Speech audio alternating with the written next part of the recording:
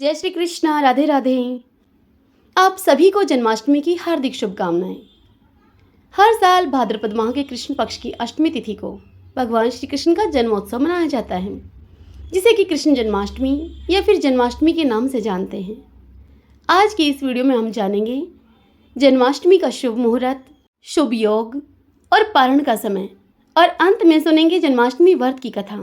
इस बार 2025 में जन्माष्टमी का यह त्यौहार 16 अगस्त दिन शनिवार को मनाया जाएगा। इस दिन शुभ मुहूर्त में भगवान श्री कृष्ण के पाल स्वरूप यानी कि लड्डू गोपाल की विधि विधान से पूजा अर्चना की जाती है। इस बार जन्माष्टमी पर सर्वार्थ सिद्धि योग और अमृत सिद्धि योग का भी अद्भुत संयोग बन रहा है, जिससे कि इस दिन की महत्ता और अधिक बढ़ जाती है।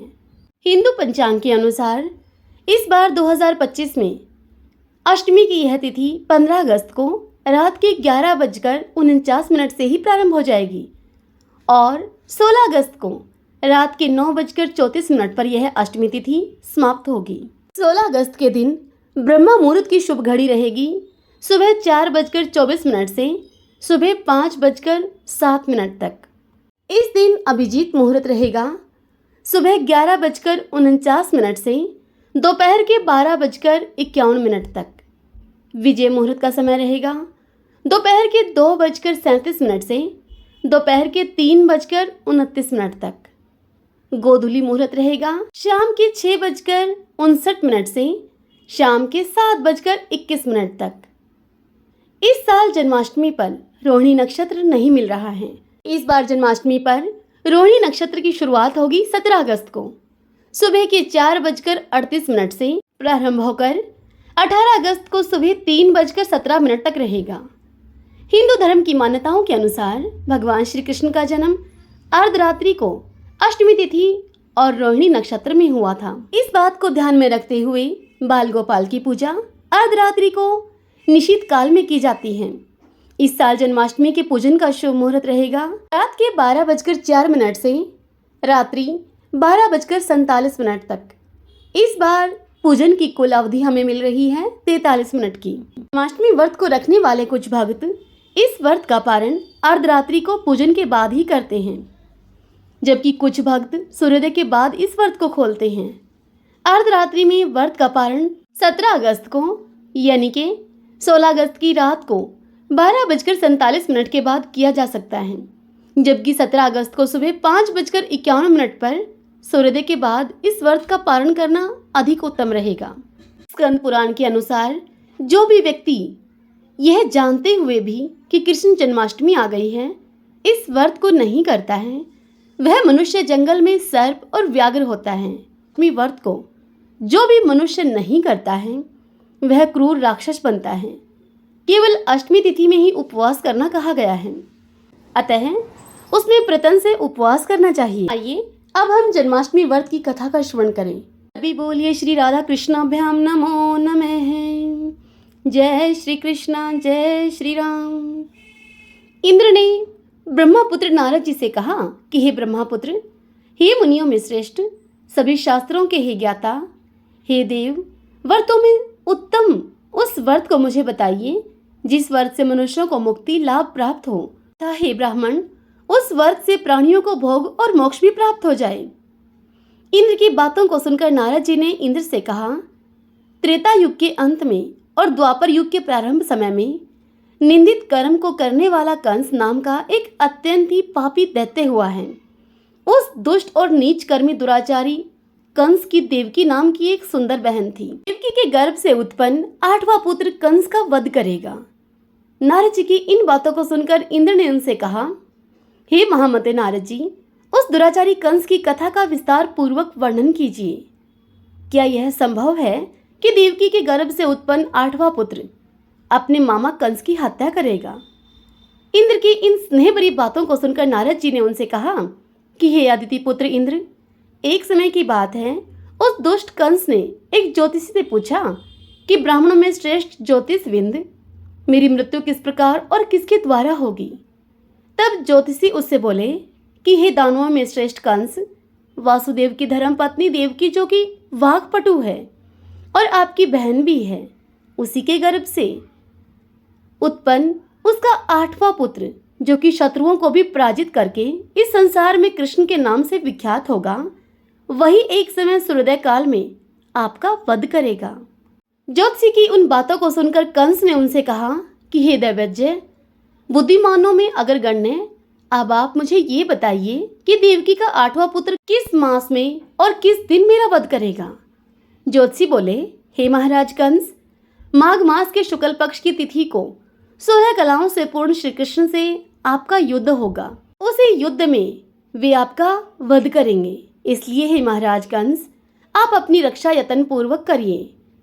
इतना बताने के बाद नारद जी ने इंद्र से कहा कि हे इंद्र, ज्योतिषी के द्वारा बताए गए समय पर ही कंस की मृत्यु कृष्ण के हाथ निसंदेह होगी।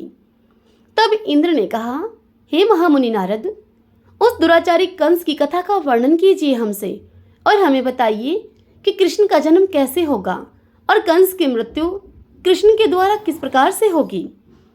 इंद्र की इन बातों को सुनकर नारद जी ने उनसे पुनः कहा, हे इंद्र, उस दुराचारी कंस ने अपने एक द्वारपाल से कहा। कंस द्वारपाल से बोला कि मेरे प्राणों से भी प्रिय बहन की पूर्ण तुम रक्षा करना। द्वारपाल ने उससे कहा कि महाराज ऐसा ही होगा। कंस के जाने के बाद उसकी छोटी बहन दुखित होते हुए जल लेने के बहाने से घड़ा लेकर तालाब पर गई। उस तालाब के किनारे एक घनघोर वृक्ष के नीचे बैठकर अब देवकी रोने लगी। उसी समय एक सुंदर स्त्री जिसका नाम यशोदा था, उसने आकर देवकी से प्रिय वाणी में कुछ इस प्रकार से कहा। यशोदा ने देवकी से कहा कि हे कांते, इस प्रकार तुम क्यों विलाप कर रही हो? अपने रोने का मुझे तुम कारण बतलाओ। तब दुखित होकर देवकी ने यशोदा से कहा कि बहन, नीच कर्मों में आसक्त दुराचारी मेरा ज्येष्ठ भ्राता कंस है। उस दुष्ट भ्राता ने मेरे कई पुत्रों का वध कर दिया है।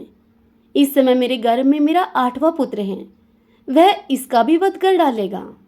इस बात में किसी प्रकार का कोई संदेह या कोई संशय नहीं है, क्योंकि मेरे ज्येष्ठ भ्राता को यह भय है कि मेरे अष्टम पुत्र से उसकी मृत्यु अवश्य होगी।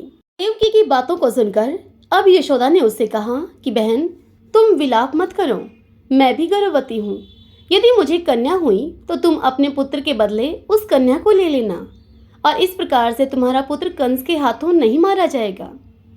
तदंतर कंस ने अपने द्वारपाल से पूछा कि मेरी बहन देवकी कहाँ है? इस समय वह दिखाई नहीं दे रही है। तब द्वारपाल ने कंस से कहा नर्म वाणी में कि महाराज, आपकी बहन जल लेने के लिए तालाब पर गई हुई है। यह सुनते ही कंस अब क्रोधित हो उठा और उसने द्वारपाल को उसी स्थान पर जाने के लिए कहा जहां पर उसकी बहन गई है। द्वारपाल तालाब पर पहुंचा, जहां पर जाकर द्वारपाल की दृष्टि अब देवकी पर पड़ी। तब उसने देवकी से कहा कि आप किस कारण से यहाँ पर आई हैं। तब द्वारपाल की इस बात को सुनकर देवकी ने उससे कहा कि मेरे गृह में जल नहीं था, जिसे लेने के लिए मैं जलाशय पर आई हूँ। इसके बाद देवकी अपने घर की ओर चल दी। कंस ने पुनः द्वारपाल से कहा कि इस ग्रह में मेरी बहन की तुम पूर्णतः रक्षा करो। अब कंस को इतना भय लगने लगा था कि गृह के भीतर दरवाजों में विशाल ताले बंद करवा दिए उसने और दरवाजों के बाहर दैत्यों और राक्षसों को पहरेदारी के लिए बिठा दिया। अब कंस हर प्रकार से अपने प्राणों को बचाने के लिए प्रयास कर रहा था। एक समय सिंह राशि के सूर्य में आकाश मंडल में जलाधारी मेघों ने अपना प्रभुत्व स्थापित किया। भादो मास की कृष्ण पक्ष की अष्टमी तिथि को घनघोर अर्धरात्रि थी। उस समय चंद्रमा भी वृष राशि में था। रोहिणी नक्षत्र बुधवार के दिन सौभाग्य योग में संयुक्त चंद्रमा के आधी रात में उदय होने पर आधी रात के उत्तर एक घड़ी जब हो जाए तो श्रुति स्मृति पुराणोक्त फल निसंदेह प्राप्त होता है। इस प्रकार बताते हुए नारद जी ने इंद्र से कहा कि हे इंद्र, ऐसे विजय नामक शुभ मुहूर्त में श्री कृष्ण का जन्म हुआ और श्री कृष्ण के प्रभाव से ही उसी क्षण बंदी गृह के दरवाजे स्वयं खुल गए। द्वार पर पहरा देने वाले पहरेदार राक्षस सभी मूर्छित हो गए। देवकी ने उसी क्षण अपने पति वसुदेव से कहा कि हे स्वामी, आप निद्रा का त्याग करें और मेरे इस अष्टम पुत्र को गोकुल में ले जाएं। वहां इस पुत्र को नंद गोप की धर्म पत्नी यशोदा को जाकर दे दें।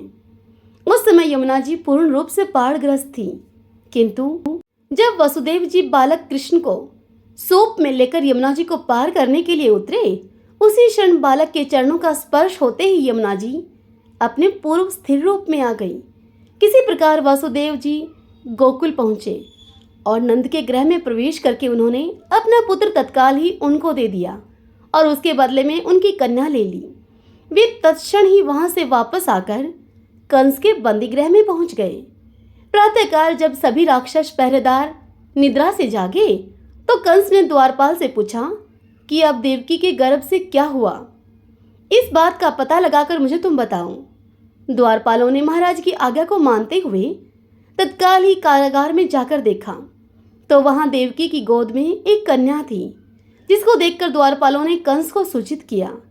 किंतु कंस को तो उस कन्या से भय होने लगा, इसलिए वह कंस स्वयं कारागार में गया और उसने देवकी की गोद से कन्या को झपट लिया और उसे एक पत्थर की चट्टान पर पटक दिया। किंतु वह कन्या विष्णु की माया से आकाश की ओर चली गई और अंतरिक्ष में जाकर विद्युत के रूप में परिणित हो गई, अर्थात बिजली के रूप में परिणित हो गई। उसने कंस से कहा कि हे दुष्ट, तुझे मारने वाला तो गोकुल में नंद के गृह में उत्पन्न हो चुका है और उसी से तेरी मृत्यु सुनिश्चित है। मेरा नाम तो वैष्णवी है, मैं संसार के कर्ता भगवान विष्णु की माया से उत्पन्न हुई हूँ। इतना कहकर वह स्वर्ग की ओर चली गई। उस आकाशवाणी को सुनकर अब कंस क्रोधित हो उठा। उसने नंद जी के गृह में पूतना राक्षसी को कृष्ण का वध करने के लिए भेजा। किंतु जब वह राक्षसी कृष्ण को स्तनपान कराने लगी तो कृष्ण ने उसके स्तन से उसके प्राणों को खींच लिया और वह राक्षसी कृष्ण कृष्ण कहते हुए अब मृत्यु को प्राप्त हुई।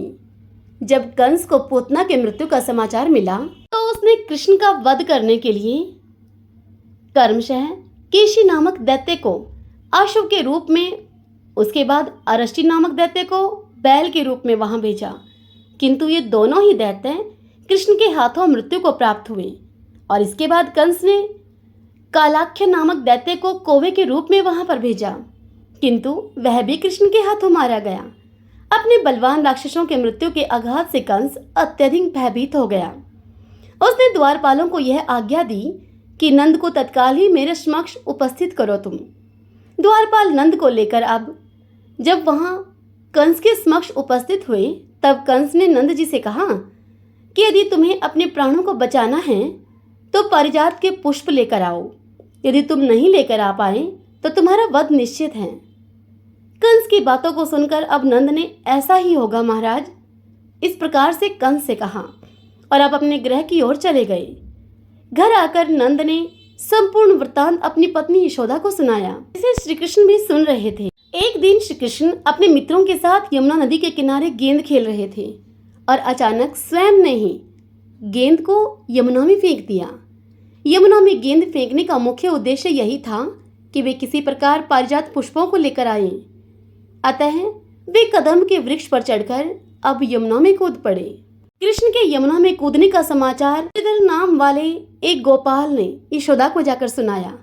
ये सुनकर यशोदा भागती हुई यमुना नदी के किनारे पर आ पहुंची और उसने यमुना नदी की प्रार्थना करते हुए यमुना नदी से कहा कि हे यमुना, यदि मैं बालक को देखूंगी तो भाद्रपद मास की रोहिणी युक्त अष्टमी का व्रत अवश्य करूंगी, क्योंकि दया, दान, सज्जन प्राणी, ब्राह्मण कुल में जन्म, रोहिणी युक्त अष्टमी, गंगाजल, एकादशी, गया श्राद्ध और रोहिणी व्रत ये सभी दुर्लभ हैं।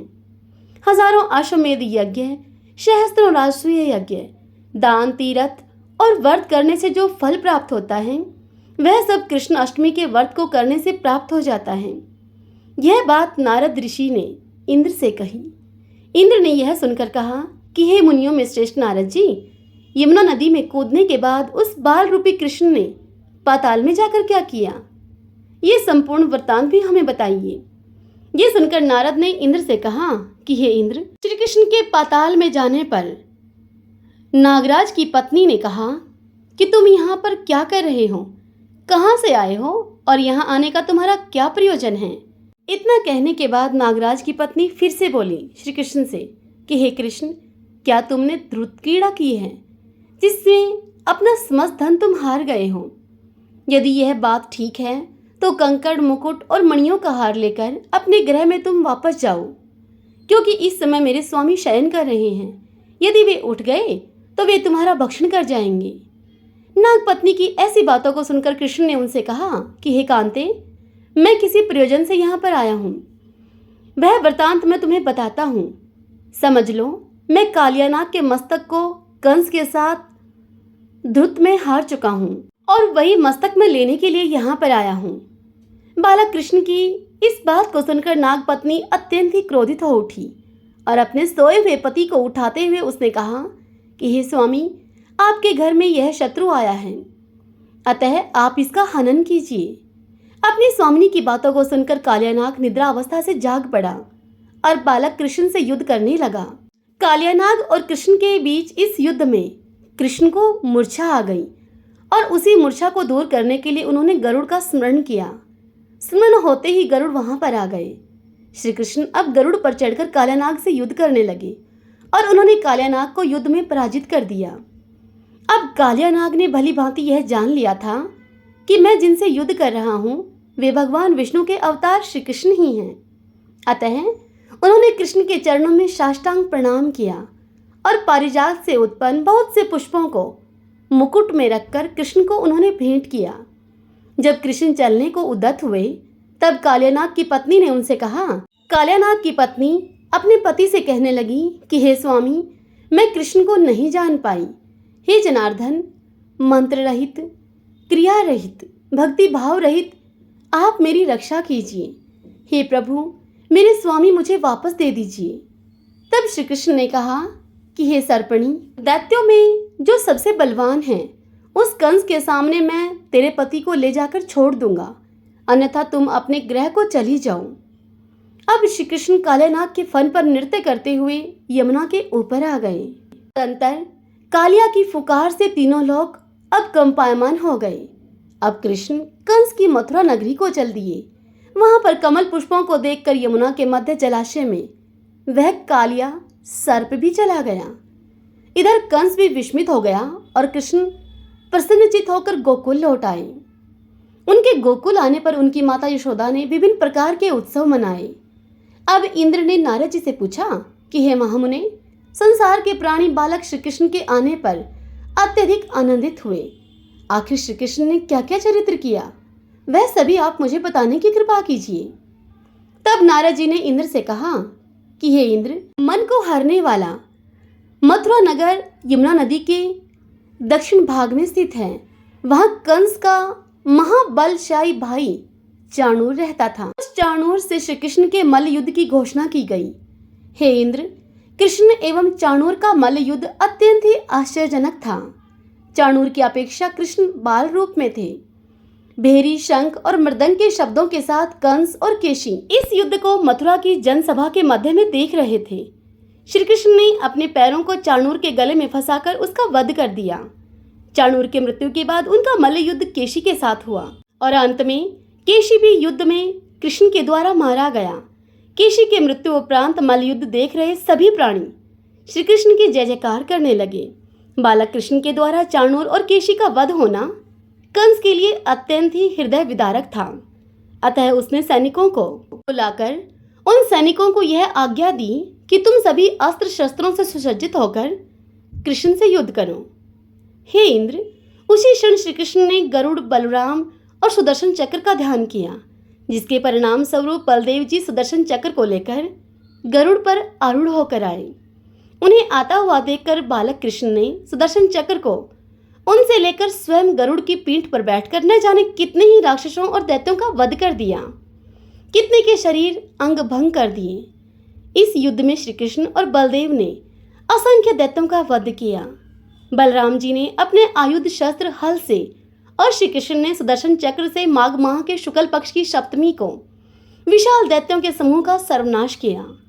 जब अंत में केवल दुराचारी कंस ही बच गया तो कृष्ण ने कहा, हे दुष्ट कंस, अधर्मी, दुराचारी, अब मैं इस महायुद्ध स्थल पर तुझसे युद्ध करके तथा तेरा वध करके इस संसार को तुझसे मुक्त कराऊंगा।